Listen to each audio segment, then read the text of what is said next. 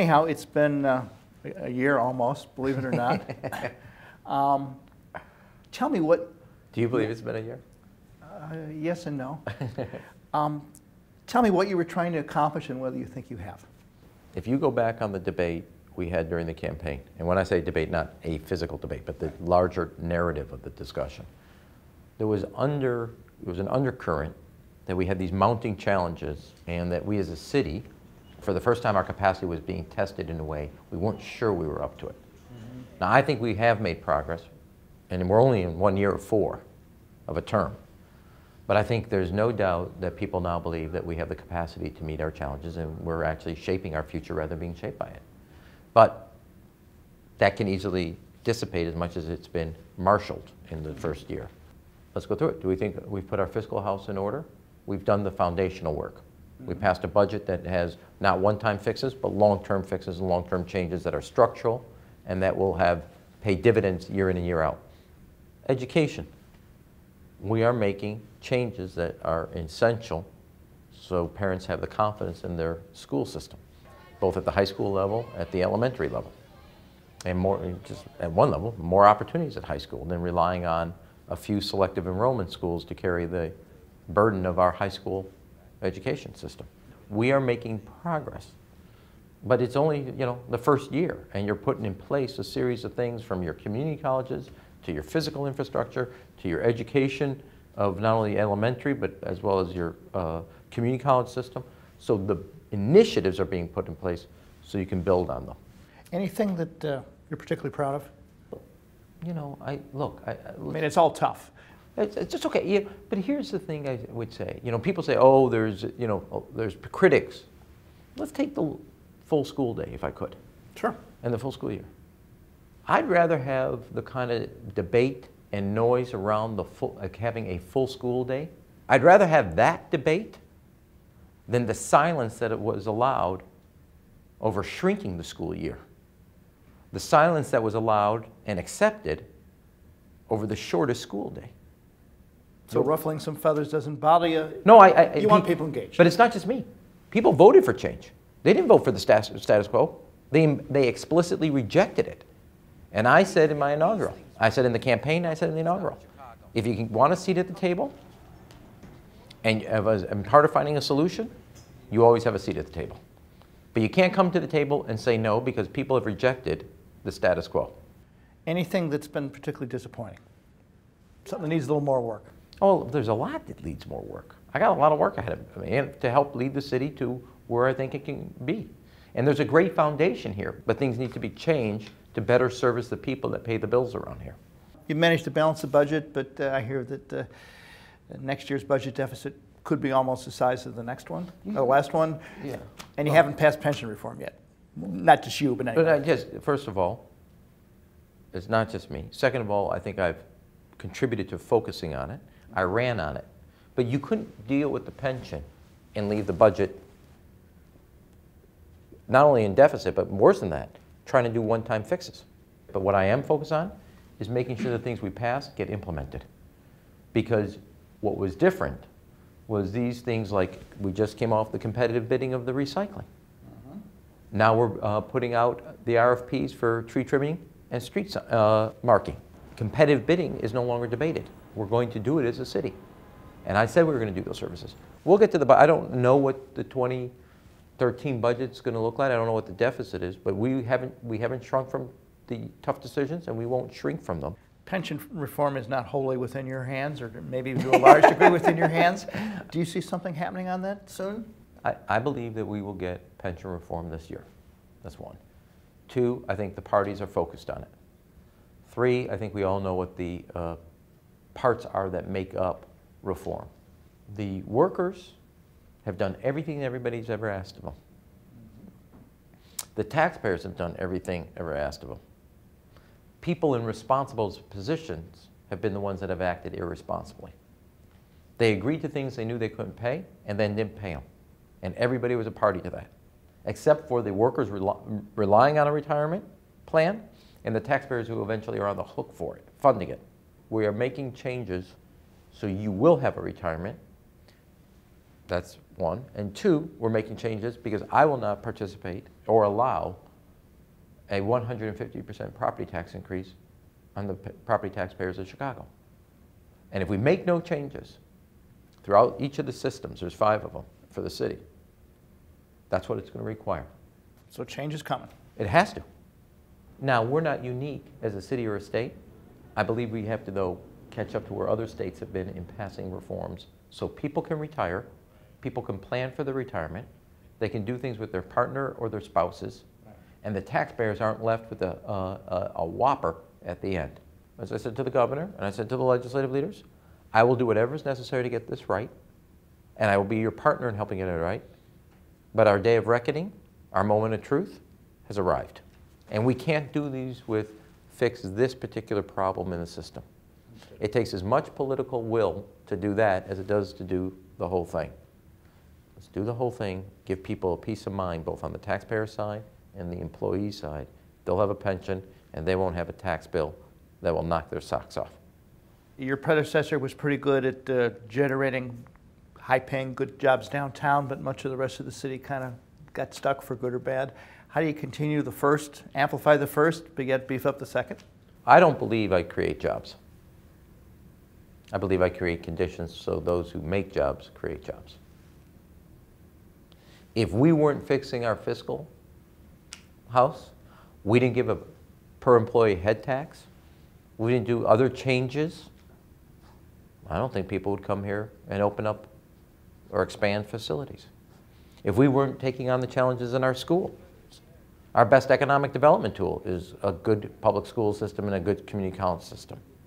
If we weren't making our investment in our infrastructure, do you think people would be here if we didn't have an O'Hare and Midway? People would be here moving from suburbs or other parts of the country if we didn't have a great mass transit system? I think this notion that somehow downtown can thrive and yet neighborhoods aren't doing well, or the neighborhoods have to get everything but downtown doesn't matter, is crazy, which is why I've said a good, vibrant one magnificent mile is important to the city. Largest sales revenue comes out of one magnificent mile. In a little village is the 2 magnificent mile, the second largest revenue. Retail sales come from our neighborhood. We can't see this as either or. We got to work on both and do both. Some of the economic stuff, some of the jobs you've announced were kind of in process in a way, but yet you're working on some stuff that we haven't seen results of yet. What are we going to see in the next year or two in terms of new jobs? You'll see. Some of these are public companies, so I can't talk about it. Right. But know this: we have taken the strategy of communicating, marketing, accelerating what we're trying to do. But you know, you say that, but we did the food desert issue. There's going to be, over the next 4 years, 2,000 jobs in the neighborhoods with new grocery stores that didn't exist before. There's a new Ford third shift. The city of Chicago was their first purchaser of the police cars made there. There are things going on in the neighborhood. There's micro-lending for the first time, an expanded capacity to help and create 1,000 jobs in our neighborhoods and small businesses that are pre-banks in the sense of financial institutions. Right. Yet, United's expanded. GE has doubled the size of their facility here. Exelon, Commonwealth Edison, creating 2,000 jobs with a smart grid system here. Some of it was in place. Some of it we've created on our own. But you can't just kind of talk to them. If you didn't have all your assets aligned and all your strengths and showing the political courage to tackle your problems, companies don't move jobs here, Greg, out of philanthropy. They do because it makes sense to their bottom line. And it makes sense to our bottom line. Because I ultimately believe I'll make the changes in the budget. But the best way to deal with our fiscal challenges is a growing economy. I've been particularly impressed with what you're doing at city colleges, where you've kind of given them a very refined, targeted, vocational kind of mission. What's the idea there? We have, in and around the greater Chicago area, 100,000 job openings. And yet we have about, depending on which number you use, 9.5% unemployment. We have a huge skill deficit in the country, and particularly also in the Chicago area. We have 127,000 people enrolled in our community colleges. We owe it to the people enrolled to have an education that when they come out, they can get a job. And so when they say Malcolm X Healthcare, right, which is what they will say from now on, Rush Presbyterian Hospital, Northwestern Hospital, all the hospitals can hire the nurses there because they did the curriculum and it's focused. When Allscripts hires them for the health care IT. They did the curriculum. So the kids coming out, the kids returning to school, the adults returning to school, will have specific education to fill the jobs that are coming. Oh, that makes a lot of sense. Why did it happen before? Well, I mean, you're asking, look, the entire country for 20 to 30 years, even longer, I would say 40 years, focused on the four-year institutions and left one of our most essential educational assets, our community colleges, like it was a secondary thought. And the truth is, you talk to all the corporate CEOs, they see this kind of vocation plus education as essential to the care and feeding of their workforce. Now, why it never happened, I don't know. We are going to take the 6 growth fields for the city. We're going to focus our educational instrument, our community colleges, on training workers for those fields. So the businesses, when they say, okay, where do I want to go? Where do I want to expand? Taking the doubt about the workforce off the table so they have the certainty means that's what we're going to do. So when you are a transportation, distribution, or logistics company, you know you have a guaranteed workforce with the guaranteed training because you will have done the curriculum there. Mm-hmm. That's going to be true in healthcare. It's going to be true in hospitality. It's going to be true in IT. We all know Chicago is like the professional service backbone for the greater Midwest. Well, let's train the bank tellers, let's train the secretaries, let's train the accountants, the business administrators, so everybody has the confidence to come here and expand here or grow here. What I'm doing in the Chicago public schools is a moral necessity. Mm-hmm. The kids there deserve an education up to their potential. What I'm doing at the community colleges is in our economic necessity as a city. So those kids who go there, or those adults who return there, when they get that diploma and they said, okay, I've learned how to do truck driving, and UPS says, oh, you came out of Olive Harvey?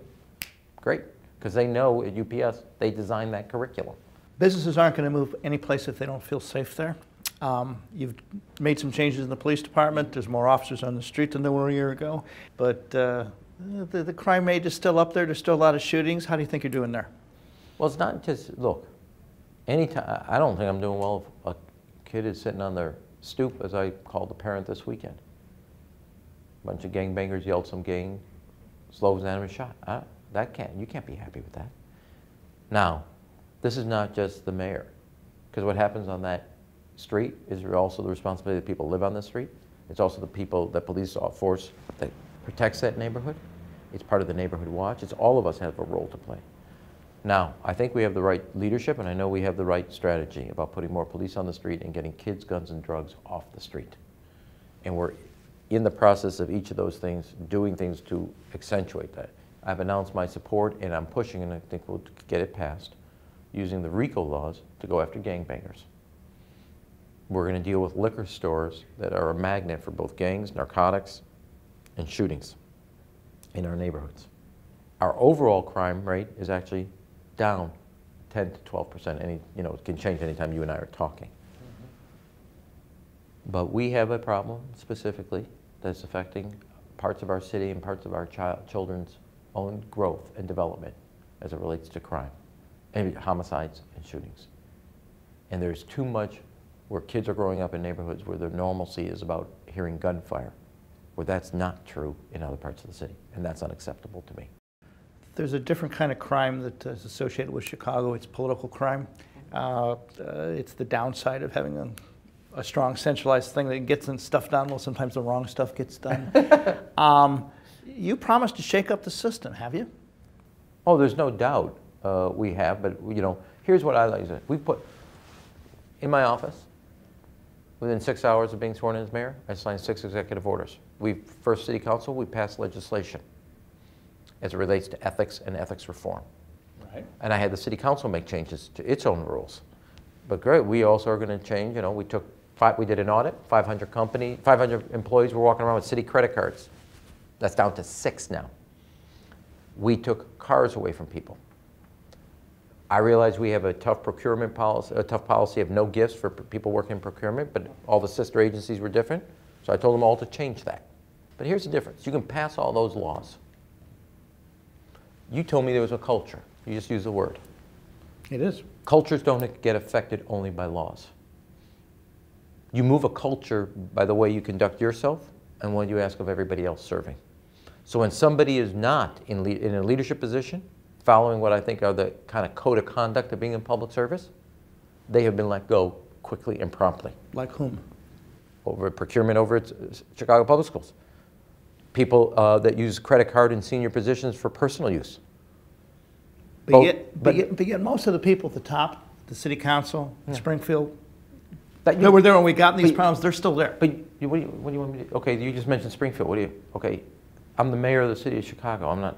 I don't you have some influence down there, I hear. Okay, but that's not even a fair judgment of what I've done. Okay, you know that. You've been a journalist here a long time. That's something because they're still in Springfield, and you're mayor.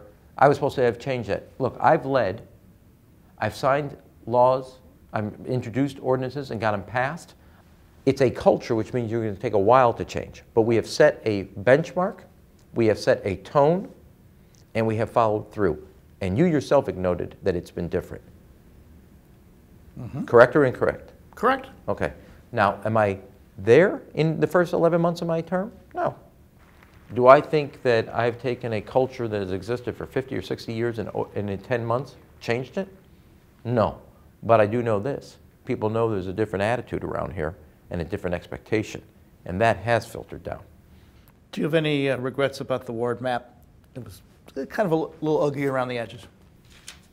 Based on past years when you had lawsuits and wasted time? No. Based on the fact that the wards aren't the same size. They're rather different, 10% difference population. No, this is not, in my view, Greg, I got bigger things to worry about. Okay? If it's the populations of the map, no, I worry about things like making sure our kids have a full school day and a full school year. Those are the measurements I'm going to look at, not whether the populations of the wards perfectly match up. We avoided a lawsuit, avoided wasting time and energy on something that was not necessary, kept our eye on the prize, which is fixing our schools, making sure there's safety in our streets, and getting our fiscal house in order. Anything about this job surprise you? The story I always tell. Yes. I think we've established I'm impatient. No. Okay. The joke around here is they call it Rahm time. But I will say this, there was a cabinet member. I asked for an estimate on building something, and it came back 6 or 7 years. So I wrote on the side of the memo, I said, I want to be absolutely clear so there's no misunderstanding. Go screw yourself. I said, are you kidding me? And we're the government. We know the other people on the other side. Imagine how it is for companies. Has the job mellowed you any? Not in the sense that it's made you less impatient, but in the sense that you're more capable of dealing with the impatience and letting other people have their say. I will never want to, I hope I never lose my sense of impatience because I want to get things done. Nobody came here to have me to sit around and wait to see how the magnitude of these problems and how they can grow. I'm not the same person I was when I was 25. I wasn't the same person I was when I signed on my first job as Bill Clinton. I'm not the same person I was when I was in Congress, and I'm not the same person I was when I was President Obama's chief of staff. I hope I learned. But I haven't lost my own original sense of the honor of public service, the honor of using your time to make a difference. That I will never lose, and that's the original thing I had when I first got out of college to get involved in politics, and I haven't lost that. Appreciate your time. Thank you. Good luck. To all of us.